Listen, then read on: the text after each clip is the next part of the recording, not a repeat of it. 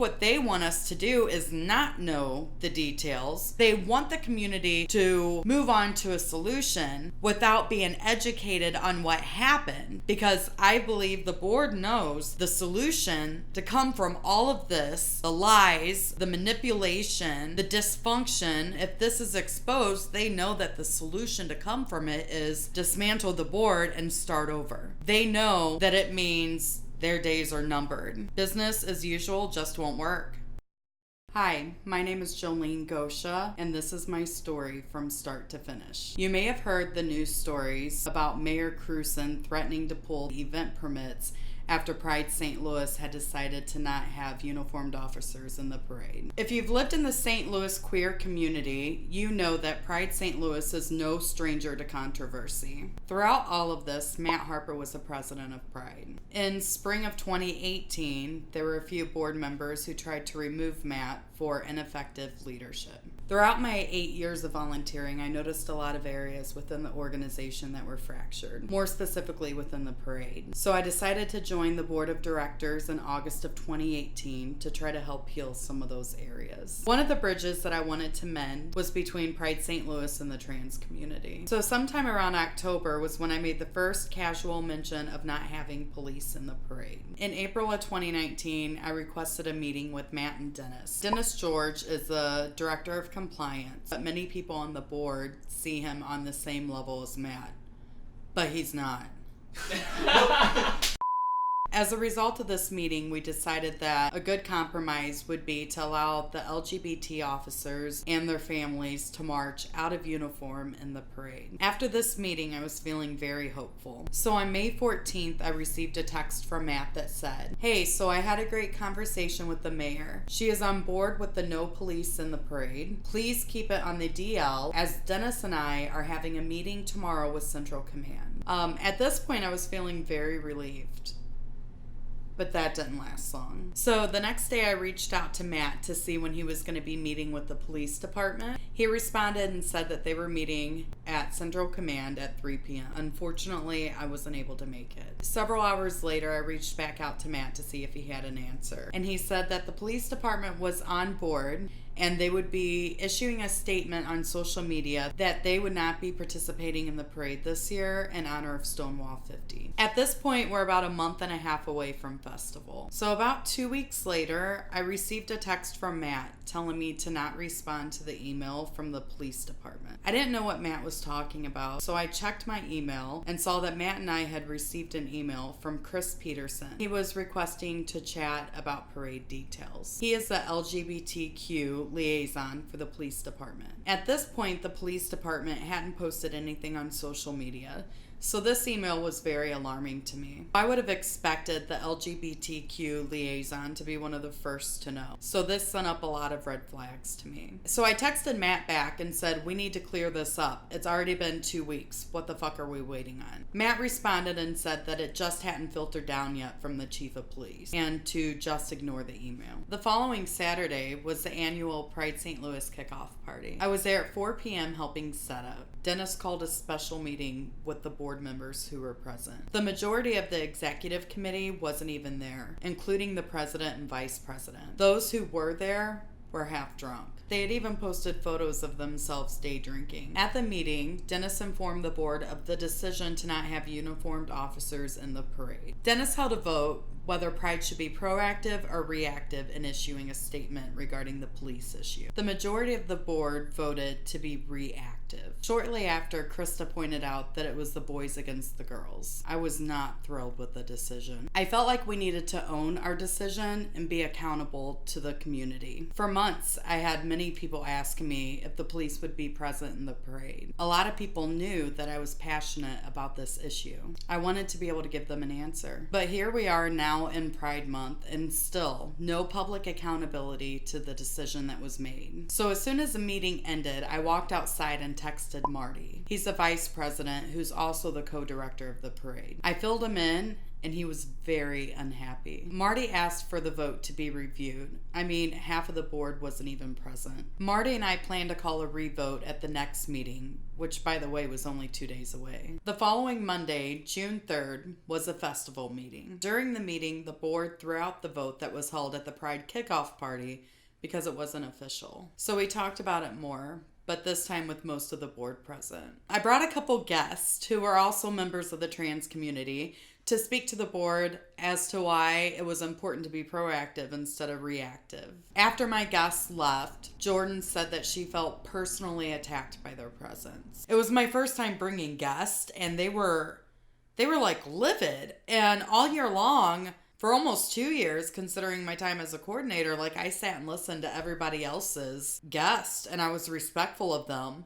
And then the one time I bring guests, it's a problem. We were each given 3 minutes to discuss the decision. Jordan used her 3 minutes to verbally attack me. By the end of the meeting, the decision remained unchanged. The following Wednesday, June 5th, is when shit started to hit the fan. I woke up to a text message, which was a screenshot of a post that Landon Cade made, one on his personal page and one on his DJ page. These posts directly called me out by name. The post read, "You can add Jolene Gosha to the list of anti-law enforcement trash that has somehow managed to weasel her way onto the board committee." He continued to call me a vile piece of trash, a worthless individual. This was before Pride or the police department had made any public statement. While we were discussing the vote, Dennis showed us a draft of the press release that would be issued. What I found odd was part of what Landon had stated in his post sounded like it was taken directly from the press release that Dennis and Matt had previously written. So when I saw this screenshot, I immediately emailed it to the board and said, "Word is out. It's time we be reactive and issue the statement." To that, Matt responded, "I'm not going to release a statement over one person." At this point, I felt alone. I felt like no one was listening. I felt like nobody cared. My name was out there publicly. And that wasn't enough to issue the statement. Over the next couple of days, I started receiving threats. One in particular said they were going to show up the day of the parade and break my nose, and there was nothing no one could do about it.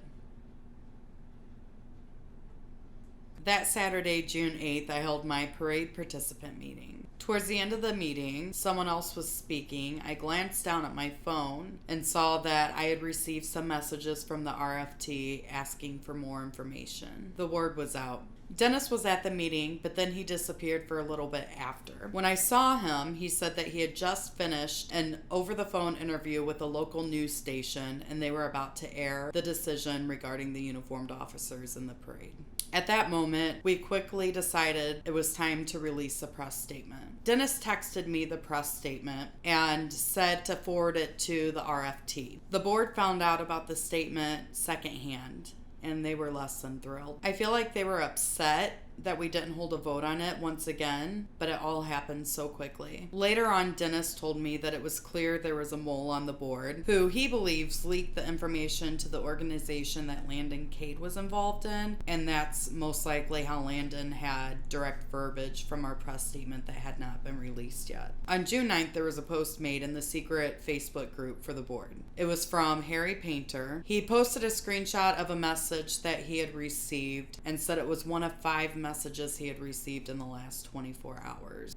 Harry Painter is an idiot. He was saying that he couldn't take it anymore. Several board members had responded to the post and said this is what we signed up for. I responded with a few screenshots of some of the public posts that had been made about me, and I assured him that he was not alone. Harry was being very aggressive, and he said, "I absolutely will not stop. I resign." Shortly after that, he sent an email to the board of directors. And do you want me to read the email?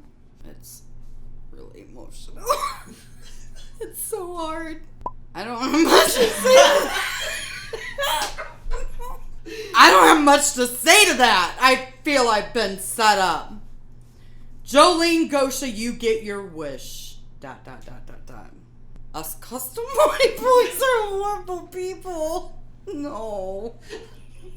Are you the custom ones?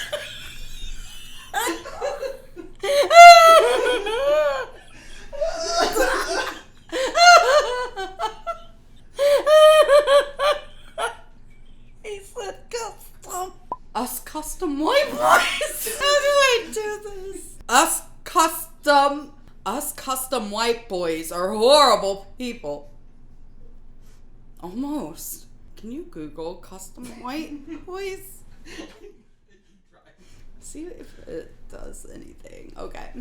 Us custom white boys are horrible people. White and deprivileged. You need to realize not everyone agrees. We are a community, and just because it's Pride and just one, they are stepping up. What does he mean? Can we get Harry on the phone? And just one, they are stepping up is not fair. Oh, I love my community. I love everything about it. I love everyone.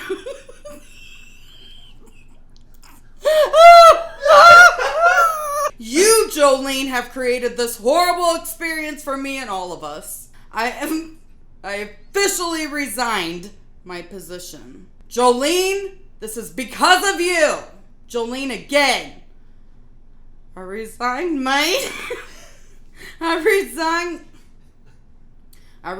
me position because of you. Custom white.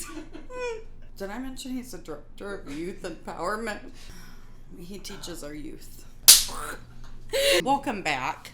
So on June 14th, Dennis reached out to the board. We had a scheduled special meeting that evening, and Chris Peterson, the LGBTQ liaison for the police department, had contacted Matt and Dennis asking to meet with the board. We agreed to have that meeting before the special meeting. In that meeting, the entire board was present, as well as 4 of my committee members, Sayer Johnson and Lady Ashley Gregory. We listened to the police officers. There were 2 of them. During the 45 minutes that they spoke, they asked us, towards the end, they asked us if we would reconsider. Matt spoke up and said we would not be reconsidering. After Matt spoke, Lady Ashley pointed out that Chris Peterson had referred to Stonewall as an experience. She wanted to make it clear to him it was not an experience, it was a riot, and it was a riot against police brutality. Later, a member of my parade committee pulled up a tweet by Chris Peterson at STL Metro Trans. Please let me introduce myself. I am your LGBTQ plus community member, your equal, in your struggle to overcome the past and your aid to move forward. We walk this journey together. Reach out to me. Time is up on working without each other. He pulled up the tweet. He said, if he had been the LGBTQ liaison for over a year, why is this the first time we've heard from him? The tweet was tweeted just after the announcement of the police decision, and the tweet was pretty threatening. The tweet has since been deleted. Police officers were very quiet. They didn't really seem to agree, but they understood that there is work to be done. Shortly after the officers and guests left, we started our special meeting. And in the meeting, Matt asked the board if we would consider bringing Harry Painter back onto the board. He said that he would be willing to appoint him to one of the open seats. The board agreed that we would not be bringing him back. For them to even consider asking if he could come back just felt totally disrespectful.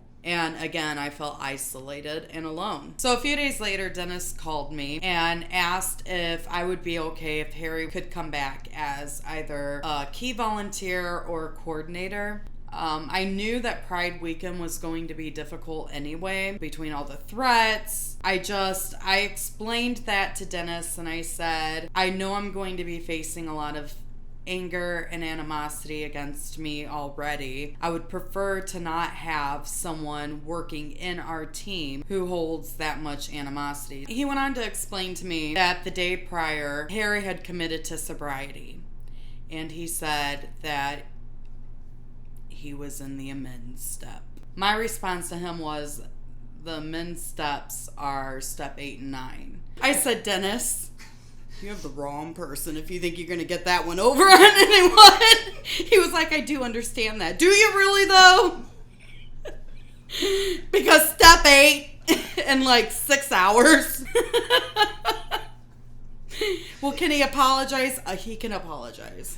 I told him, you're talking to someone who knows about sobriety. I also explained to him that part of me felt a little guilty because I know I've needed many chances in my life. I've needed 2 and 3 chances. I also told him that I don't feel obligated to give him a chance so quickly because when I got sober, it took months. He said Harry was on his way over to his house and asked if it would be okay if he gave him my email address because he said Harry had been wanting to apologize. So I told him I would look for the email and we could go from there. And I looked for the email and looked and looked and looked and looked and looked. And it never came. The following Monday, June 17th, we were supposed to meet at Festival Grounds. Last minute, the meeting was changed to the Pride Center. So we all arrived at the Pride Center and 2 of my committee members were with me. Matt and Dennis began expressing concerns regarding our festival permits and sponsors. For a while we discussed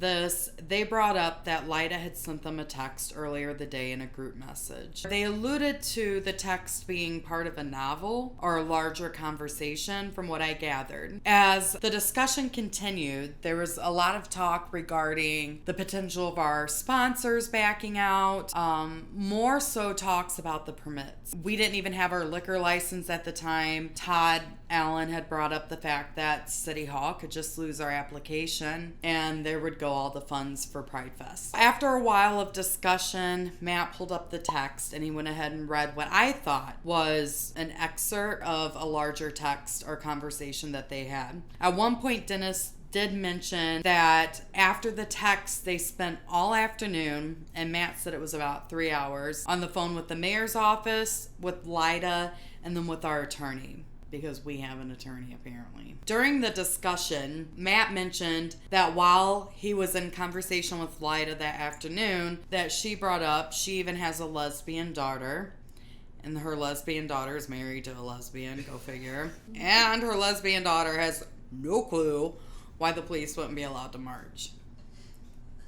Imagine that, a white girl doesn't understand police brutality. I wonder if she's a custom white girl. They said that after much discussion, it does say on the permits that they can be revoked at any time, with or without cause, and the threat was very real to everyone in the room. Dennis made it a point throughout the discussion a couple of times to bring up that this was the community who did this to us. I spoke up and specifically asked if this was the city doing this to us, if this was Lyda. And Dennis said, it's the community, they're the ones who called her, they're the ones who are throwing a fit. And I said, but Lyda's the mayor. So if Lyda wanted to not pull the permits or not investigate our sponsors, she could stand up and say, I'm not going to do that. I'm going to stand with the LGBTQ community. I asked Dennis if that was true, and he threw his hands up and he said, you're right. I said, so this falls back on Lyda and the city. And he said, yes. I read the minutes, and they put in the minutes that I mentioned threats I had received, but they didn't explain the context. And it almost seemed as if I was trying to turn or flip the vote by talking about the threats. They buried it in between everyone else discussing why we should reverse it. The context of that was, I said that some of those threats had come from officers, so that further proves to me that they aren't ready to be in our parade yet. So Matt said to us that there was already a tentative press conference set at the mayor's office for June 20th. That was Thursday, so 3 days later. After some discussion, we're talking, this was going on about 2 hours now. The first vote was to formalize the original decision to not have uniformed officers in the parade. The whole reason why we were having even the first vote was so that we had it documented in minutes that we had a vote. 3 weeks after the original decision became public. So Dennis explained how the first vote would go. Matt led the first vote. Jason seconded. It was clear to everyone that we were to vote this through. Moments after that, Dennis explained how the second vote would go. The second vote was to now reverse the first decision. So Jesse went ahead and just motioned for the second vote. So I looked at Jesse and I said, your name is going to be attached to this motion. Are you sure you want to make this motion? So Jesse retracted. Then Dennis motioned. This vote was done by roll call. Brandon seconded. Jason, Sebastian, and Jesse abstained. Matt, Marty, Dennis, Todd, Brandon, and Morgan voted in favor of this. Jordan and I voted no, and then it came down to Krista. Krista was keeping track of the votes.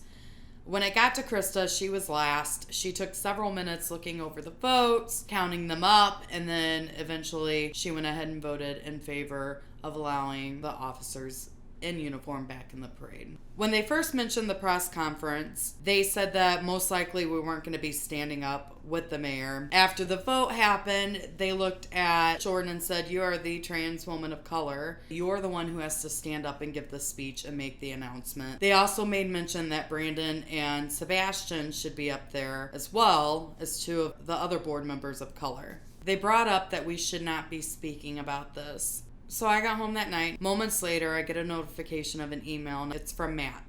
And it says the press conference has now been changed till tomorrow. Some of the board members were concerned. They said we didn't have time to rally our allies together. Matt assured us that it got moved up because Matt and Dennis reached out to Lyda, and when she heard the news that we reversed it, she wanted to get on it right away. So Tuesday, June 18th comes around. About 8 o'clock in the morning, we received an email saying that the press conference was scheduled at the mayor's office at 11 o'clock that morning. I wasn't sure if I was going to be able to make it. I even responded to the email and said, "This is such short notice.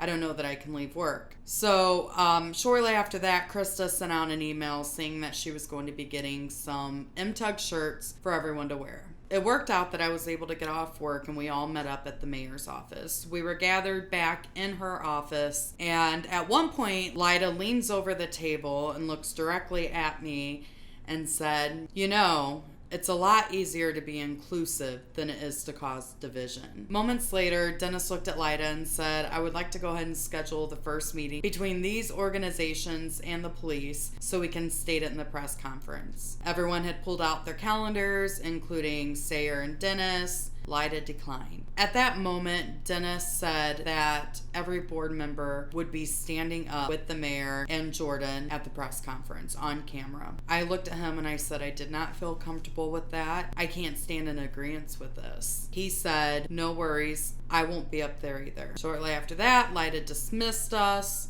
After we left, RFT asked Lyda if she had made any kind of threats to the organization to cause us to reverse this, and Lyda said no. Sayer, Lady Ashley, and myself departed separate from the board. So we all went back to MTUG HQ and we sat around, and it felt like a funeral. I walked in and said, "We have to shut this shit down." Throughout the day, people gathered almost minute by minute to just sit and mourn. We couldn't believe that after so many years and so many hopes, they had their hopes set so high that finally Pride St. Louis was acknowledging the community. Finally, we were doing something so big to show them that they mattered. And then once again, we let them down.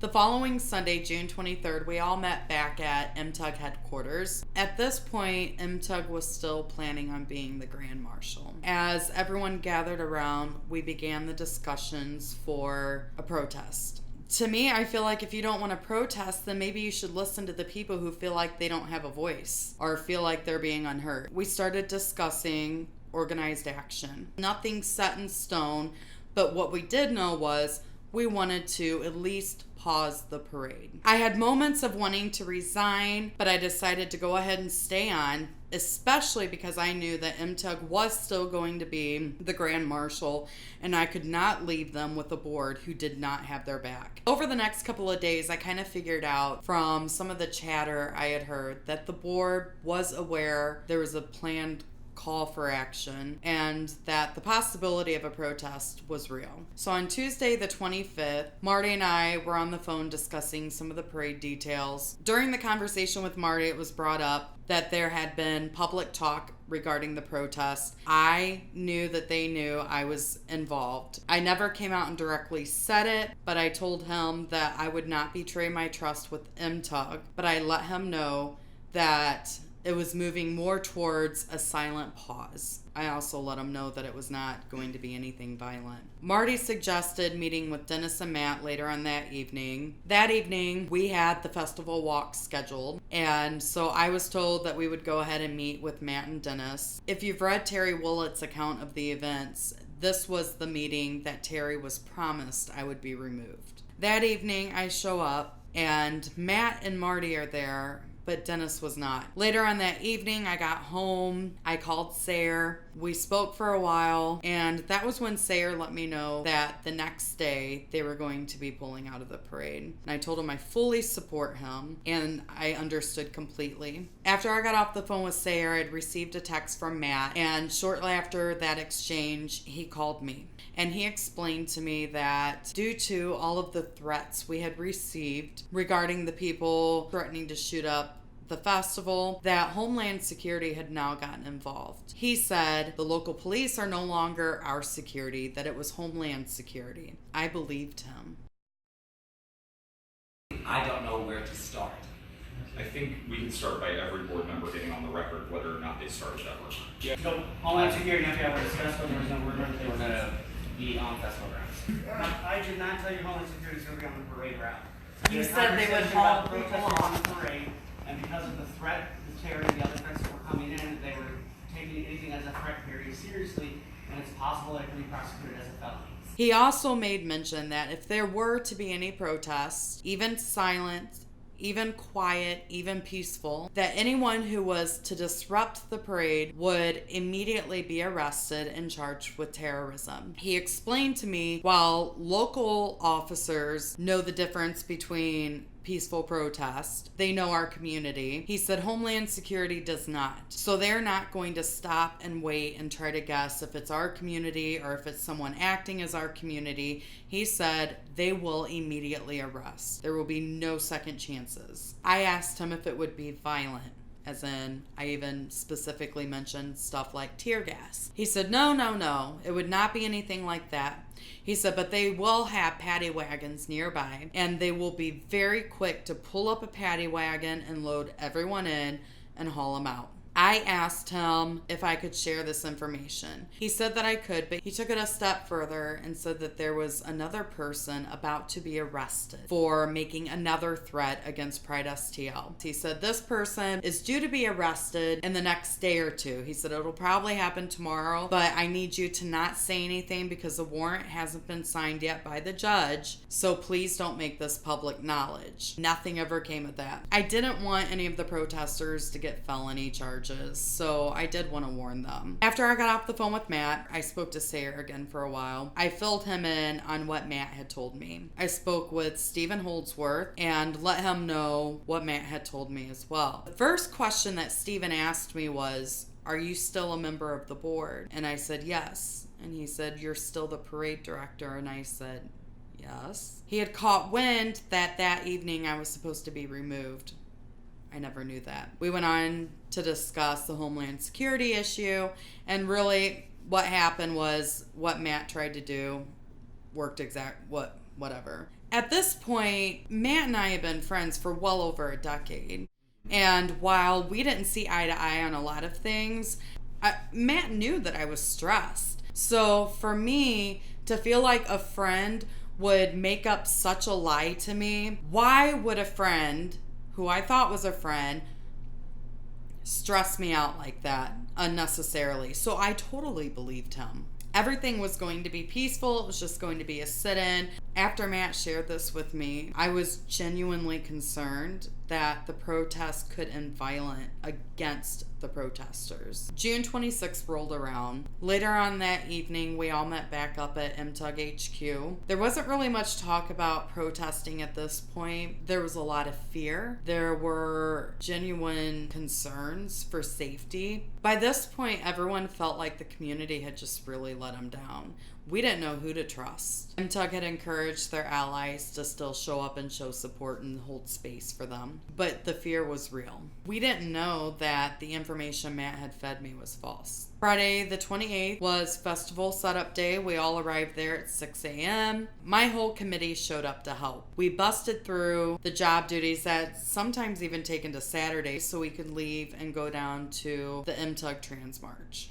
So this day, my volunteers were supposed to get general volunteer shirts. Jordan would not give them general volunteer shirts. At one point, I went to grab my box of parade shirts, as I have in years past. When I went to grab my shirt, she turned around and yelled at me. She said, "Nobody is to be touching these." I called Dennis and I texted Matt to come and help me. Dennis nor Matt showed up. They didn't have time to deal with it, apparently. I felt like my volunteers were being treated so unfairly. Everyone else got volunteer shirts. My volunteers did not sign up for this. Yeah, so later on that day, we ended up leaving and going to the Trans March. Sunday, June 30th, I get to festival grounds. I arrive about 5 a.m. When I got to the festival grounds, the only other person there was Jordan. Not long after I arrived, my committee showed up. We began asking for our parade shirts. We all head down to the start of the parade. Jordan pulled up with the truck and the t-shirts, but she still would not hand over our t-shirts. We had parade volunteers who were guarding streets. We had officers questioning the credentials of the people making these decisions. I kept calling for the shirts. We could not get them. We ended up waiting a total of about 4 hours for the shirts. Every morning of parade since I've been working the parade, by 7 a.m. we have breakfast delivered. I was assured several times throughout the season, as well as Saturday, just the day before, that breakfast would be delivered by Pickles by 7 a.m. 7 a.m. rolled around, there was no breakfast. 8 a.m. rolled around, no breakfast. Of course, I told my volunteers that they didn't have to worry about eating breakfast because we provide it. At some point after 8 a.m., someone brought down about 5 breakfast burritos, which was not enough. There was about 15 volunteers. Then about another hour later, there was more sandwiches and burritos that showed up. At this point, we had also been requesting water, and we had not received water yet. It was hot, in the 90s easily. It was sunny. It was not overcast this day. We had already been baking in the sun. We were thirsty, hungry, and we also still at this point didn't have our shirts. Finally, Jordan shows up with the shirts. I had specific sizes ordered for my committee, and Jordan began tossing the shirts at the volunteers without even asking their size, to the point that it even offended one of my committee members because she tossed her a shirt 2 sizes too big. After 4 hours of being on the route, my volunteers are finally situated and have everything that we were promised. Around 11 a.m. my friend Chris shows up just as I'm getting ready to take a ride through the staging area to see how it's coming along. I drove past one of the floats and I looked over and I saw Nate Atchison, or Landon Cade if you remember, on a float, and he was DJing. Did not realize that my friend was on Facebook Live at the time. Are you fucking kidding me? Nate's here. Are you lying? A few days prior, this organization had reached out regarding their involvement in the parade. I told them it wasn't a problem, and then I asked them if they were planning on having a DJ, knowing that Landon Cade was a regular DJ for them. They responded and said yes, they were going to have a DJ. At that time, I reached out to Marty. Marty assured me that Dennis and Matt would reach out to the organization to make sure Landon Cade was not present. A lot of threats had stemmed from Landon's post, and personally, I did not feel comfortable with him being present. They assured me he would not be present. I called Dennis. Dennis wouldn't respond. I approached the float. The leader of the organization was up front apologizing to me, said they had never been approached regarding him being on the float. Some of them were aware of some of the things he said, but they had asked him to remove his post, and he did. At this point, I was less concerned with the fact that he was on the float and more concerned with the fact that the vice president promised me that the president and our director of compliance was going to ensure that Landon Cade was not in the parade. That was a lie.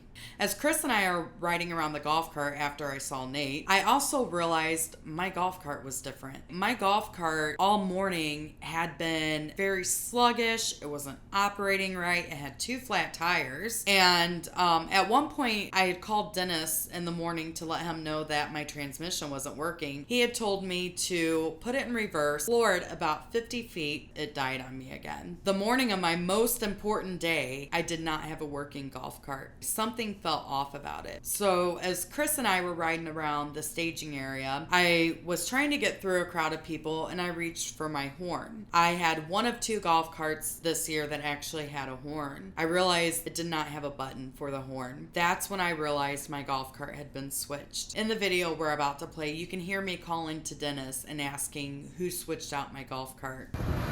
Jolene to Dennis. Go ahead, Jolene.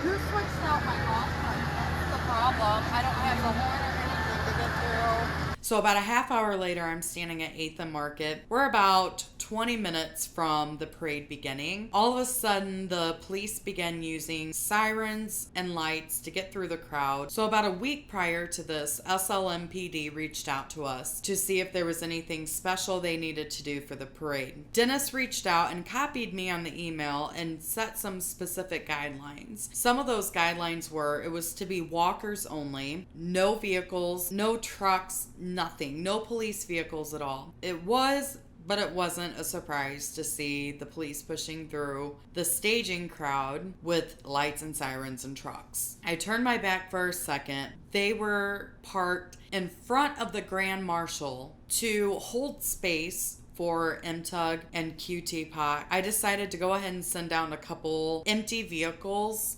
with signs that said MTUG and QT-POC as well as Stonewall 50 on them. I wanted to remind the community what had happened. The police vehicles pulled in front of those vehicles and blocked them. They had the whole street of Market blocked off at 8th. No one could get through, could not start the parade. So I immediately got on the walkie and called for every single one of my parade committee members to come down to 8th and Market. So my committee and I had gotten together and decided that if a situation like this came up, there would be a plan B because we were not going to have police vehicles in the parade. Plan B was either to walk away or lay out in front of the police vehicles and not let them move. So within seconds, my parade committee shows up to 8th and Market. We're standing there deciding what we're going to do. Marty told us that it was being handled and to please stay put. Marty came up to us and assured us that Dennis was working on it and said Dennis said he would lay out in front of the vehicles as well if they did not move.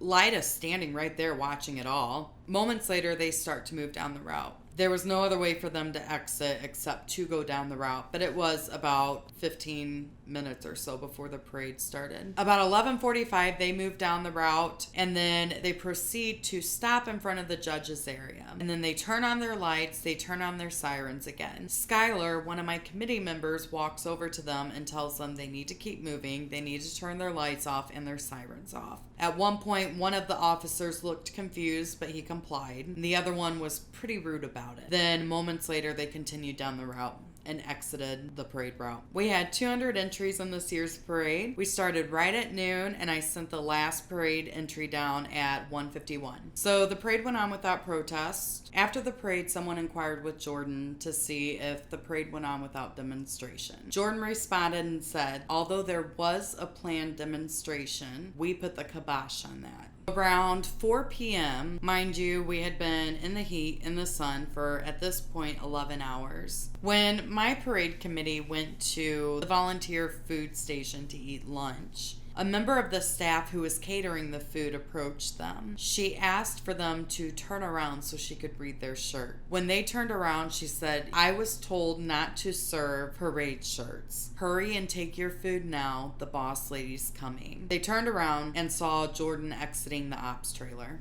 After the parade was over, I went to the volunteer tent to get the box of Stonewall shirts that I had special ordered. I saw those shirts in the box of parade shirts on Friday when I tried to get that box from Jordan. I also have a confirmation from 2 weeks prior in text from Dennis stating that they had arrived and they had my name on them. I went to get that box and it was no longer there. I went to Dennis and asked him what happened to the box of Stonewall shirts. I wanted to give them to my committee. He gave me the runaround. He told me to check with volunteer tent again, so I went back to the volunteer tent. Jordan and her vice were there. When I walked back to the tent to look, Jordan's vice was standing right by the shirts, and I started looking through the boxes, and he asked if there was something he could help me with.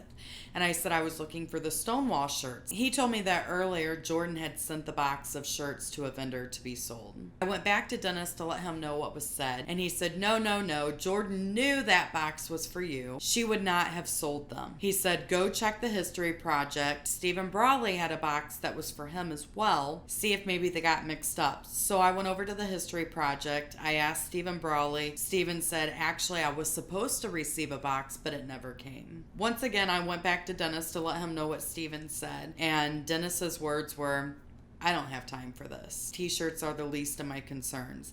Mind you, he was just sitting there, like, literally, he wasn't doing anything. I don't get it. So after that, I went back to my golf cart. I sat for about 10 minutes, debating on what to do. By this point, my parade committee had kind of dispersed, so I packed up my golf cart, I walked to my car, and I left.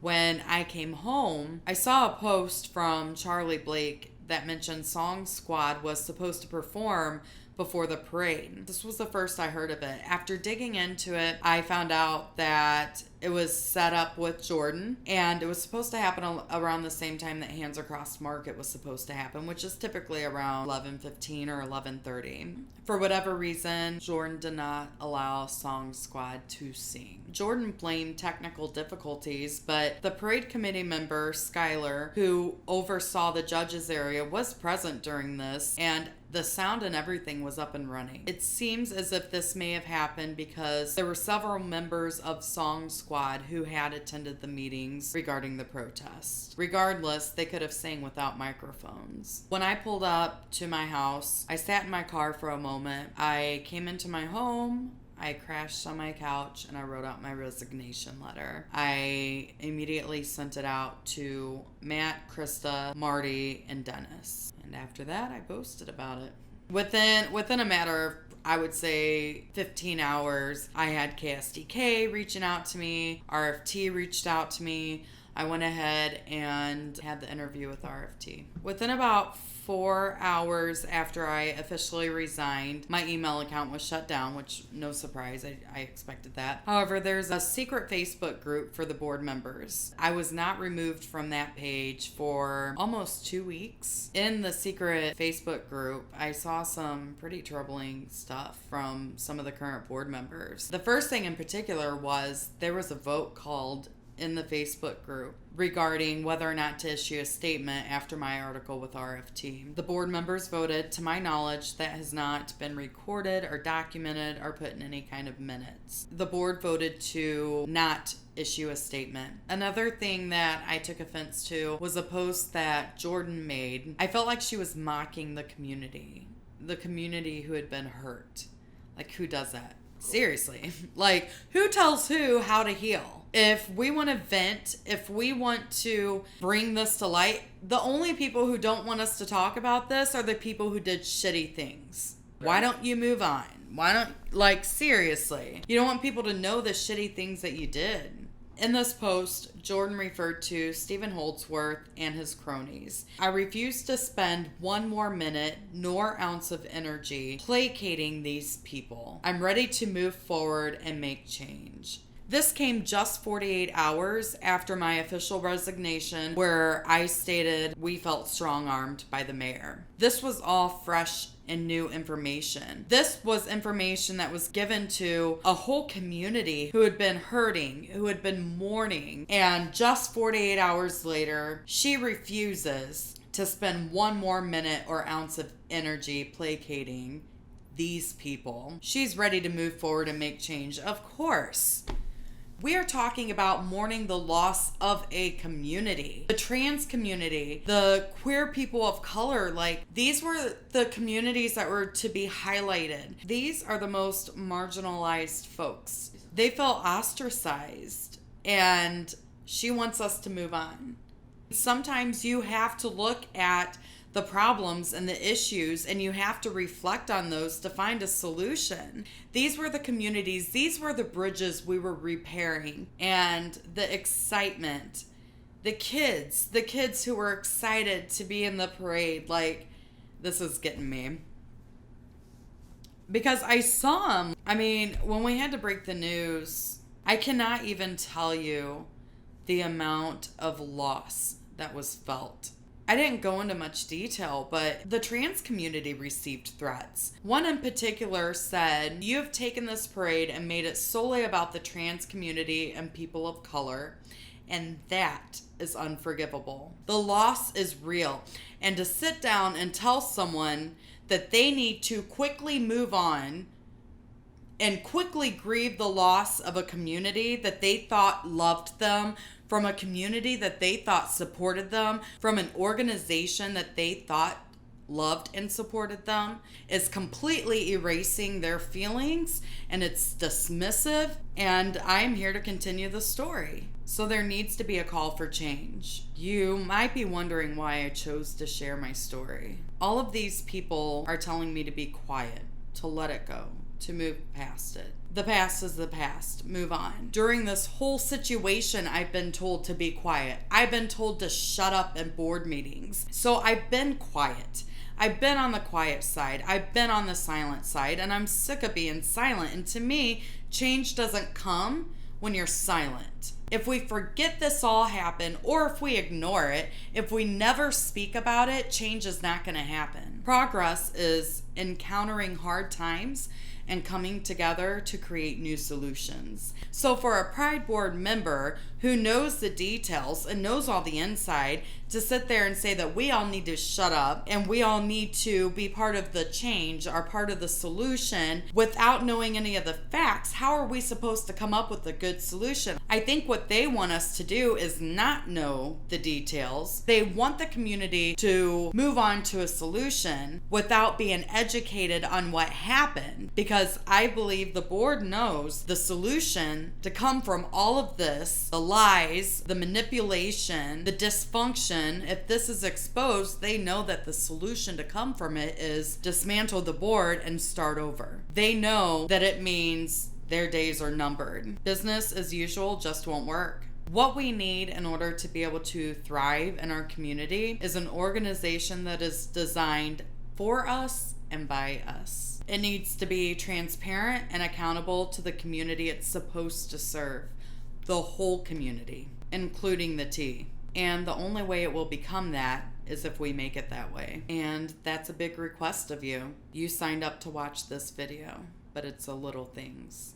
It's challenging poor decisions. It's sending an email at board@pridestl.org when you agree or disagree. It's signing petitions recommending change. And one of the biggest and scariest things is volunteering and running for the board. The board runs this organization, and if it continues to be comprised of a particular group of people, it will continue to only serve that particular group of people. Part of the reason why I wanted to tell my story was to make it known. I stood through the fire. I could not stand side by side, hand in hand with an organization that would treat volunteers and members of its own board the way that it did. But I'm saying that the situation as a whole for me became so toxic, I couldn't even sleep at night. The night that I resigned, I got my first full night's sleep in probably months. To those who have criticized me, saying that if I truly wanted to be the change, I would have stayed in. To me, that's no different than saying someone who's in an abusive relationship should stay in the relationship to change their partner. It doesn't work like that. If you look at any of the videos from the first board meeting that happened after festival, you would see a room full of community members who showed up because they wanted answers. Took quite some time to pull it out of the board, but it finally came out. That is change. To sit there and criticize me and claim that I can't make change outside of the organization, it's distorting reality, because I know that I am bringing more change outside of the organization than I ever did when I was in it. And we have a whole community ready to make change. So I thank you for watching my video. And if anything has resonated with you or anything has sparked a flame in you, reach out. Let's make change together.